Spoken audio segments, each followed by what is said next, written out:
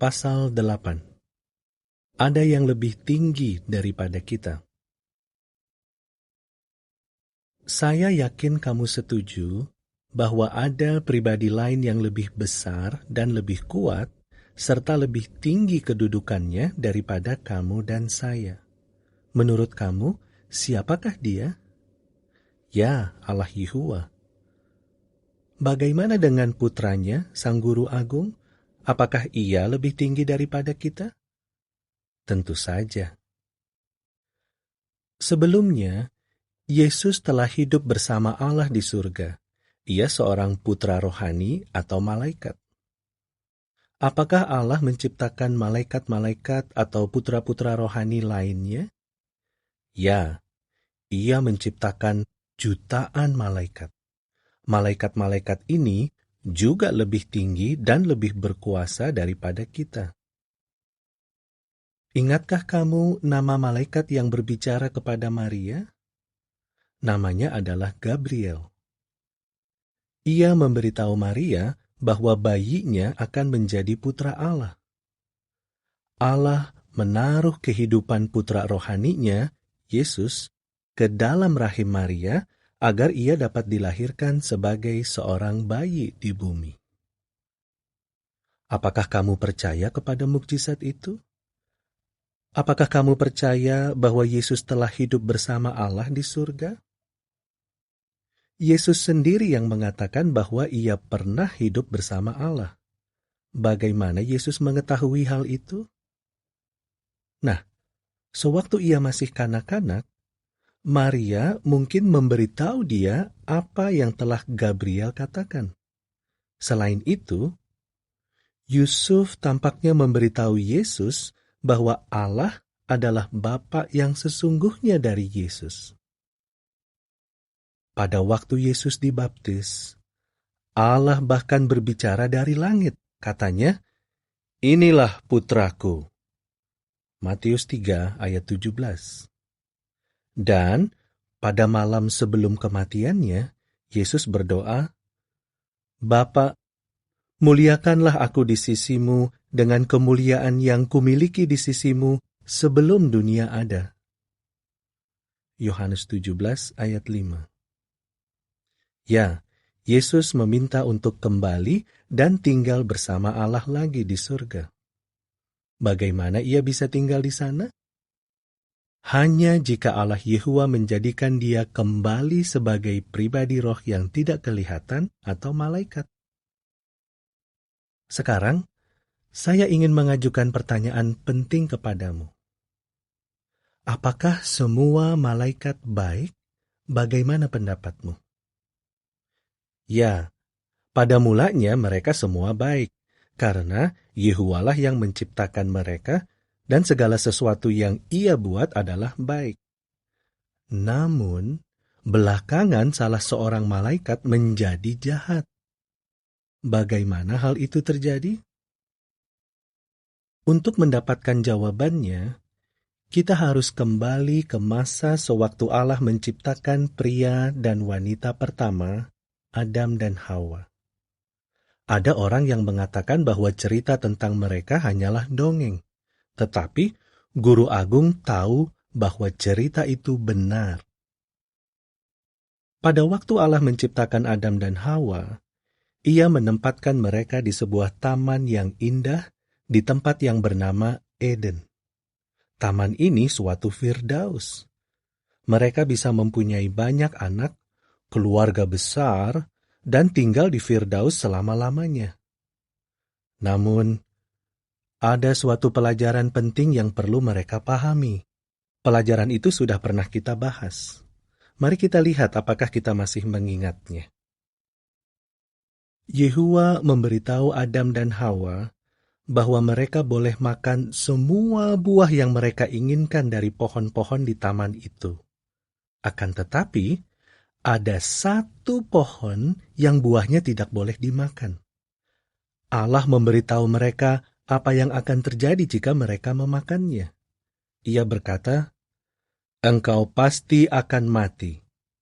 Kejadian 2 ayat 17. Jadi, Pelajaran apa yang perlu dipahami oleh Adam dan Hawa? Itu adalah pelajaran tentang ketaatan. Ya, kehidupan bergantung pada ketaatan kepada Allah Yehuwa. Tidaklah cukup bagi Adam dan Hawa untuk sekadar mengatakan bahwa mereka akan menaati Dia. Mereka harus membuktikan bahwa mereka taat melalui hal-hal yang mereka lakukan. Jika mereka menaati Allah, mereka akan memperlihatkan bahwa mereka mengasihinya dan menginginkan Dia menjadi penguasa mereka. Dengan demikian, mereka dapat hidup selama-lamanya di Firdaus. Tetapi, jika mereka memakan buah dari pohon itu, apa yang diperlihatkan oleh hal itu? Hal itu memperlihatkan bahwa mereka tidak benar-benar bersyukur atas apa yang telah Allah berikan kepada mereka. Apakah kamu akan menaati Yehuwa seandainya kamu di sana? Pada mulanya, Adam dan Hawa taat. Namun, kemudian seseorang yang lebih tinggi kedudukannya menipu Hawa. Ia berhasil membuat Hawa tidak menaati Yehuwa. Siapakah itu? Alkitab mengatakan bahwa seekor ular berbicara kepada Hawa. Tetapi, seperti yang kamu ketahui, ular tidak bisa berbicara. Jadi, bagaimana ular itu sampai bisa berbicara? Seorang malaikat membuat ular itu seolah-olah berbicara. Namun, sesungguhnya malaikat itulah yang berbicara. Malaikat itu telah mulai memikirkan hal-hal yang buruk. Ia menginginkan agar Adam dan Hawa menyembahnya. Ia menginginkan agar mereka melakukan hal-hal yang ia katakan. Ia ingin merebut kedudukan Allah. Jadi, malaikat yang jahat itu menaruh gagasan yang salah ke dalam pikiran Hawa.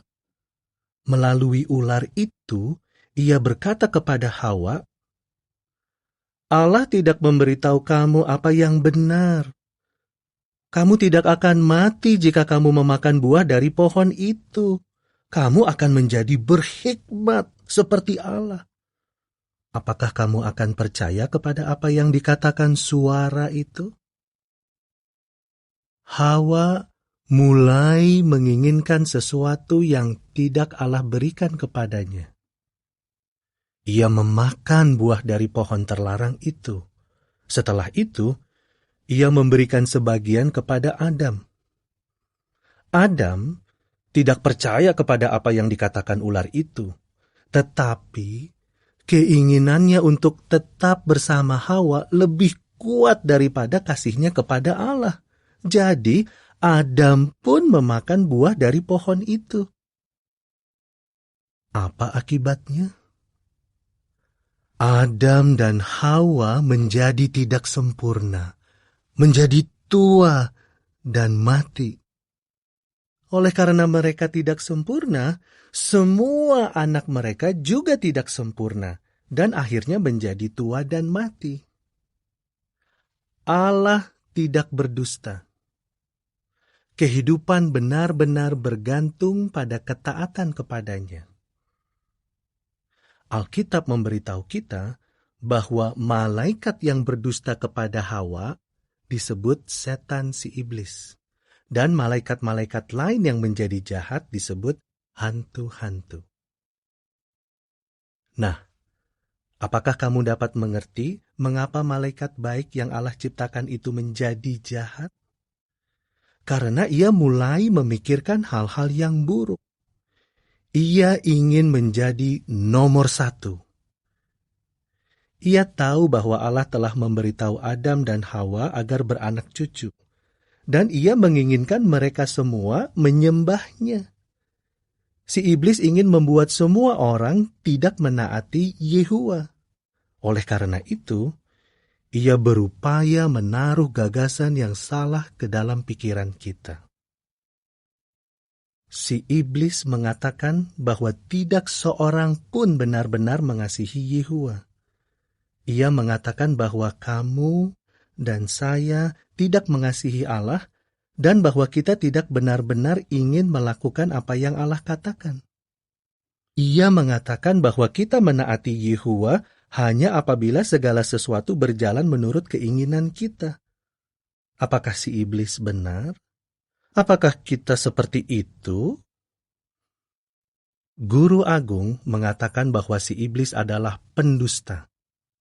Yesus membuktikan bahwa ia benar-benar mengasihi Yehuwa dengan menaatinya.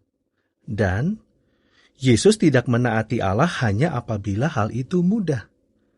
Ia taat sepanjang waktu, bahkan sewaktu orang lain menyulitkan dia untuk taat.